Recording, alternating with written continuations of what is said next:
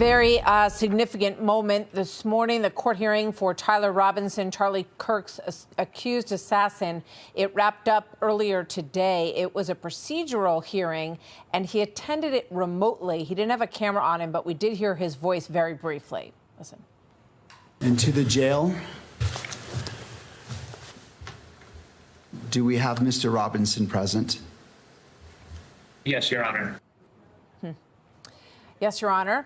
We heard from Tyler Robinson. His court-appointed attorney, Catherine Nestor, says she wants a preliminary hearing where a judge will determine if there is enough evidence to go forward with this trial. The next court date is set for October 30th. Robinson is expected to appear in person on that date. With that, we bring in Brett Tolman, former U.S. attorney for the District of Utah and Right on Crime executive director. Brett, good to have you with us today.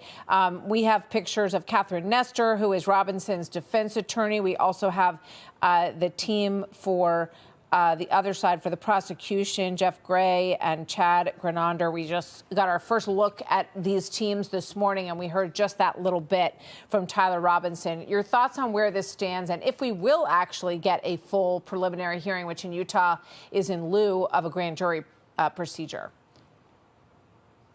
That's right, Martha. Thanks for having me on. I mean, this is obviously the most important case that these prosecutors, whom I know, have ever been tasked of presenting, and I'm very certain they're going to rise to the occasion. He'll be very well defended in this case, and it's important to keep in mind that the preliminary hearing. It's not surprising to me that they did not waive it, which is typical in criminal cases, but not in this instance. The defense is going to want to see a glimpse of the evidence beforehand. This allows them to see how strong the evidence is, what the government has gathered, and be able to prepare a little bit sooner in advance their defense and their strategy before committing, one way or the other as they go through the case. Yeah, obviously the defense is going to want to be very careful here about not sort of opening any avenue for anything to be thrown out or any procedural problem on their end. Same for the prosecution, of course, in this case.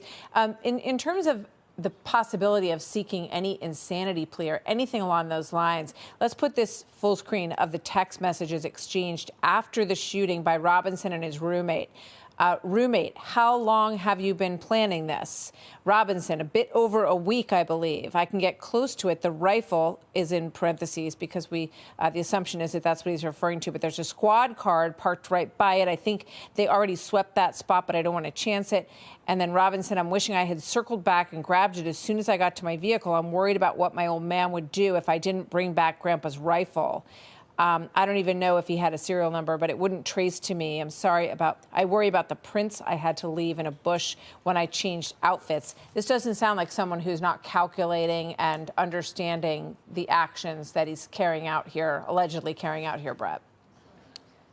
Yeah, Martha, in Utah, they would have to be able to show that he was incompetent, and the standard for showing that he's incompetent would be that he lacks the ability to appreciate the difference between right and wrong, and good and bad, and right and wrong, and all of that comes into play, and the government would have to refute that. And some of the best evidence for that is the planning, is the interaction he has with others, in his family, friends, and everyone that he came in contact with. Certainly.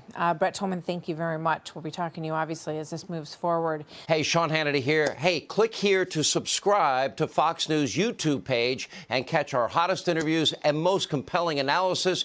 You will not get it anywhere else.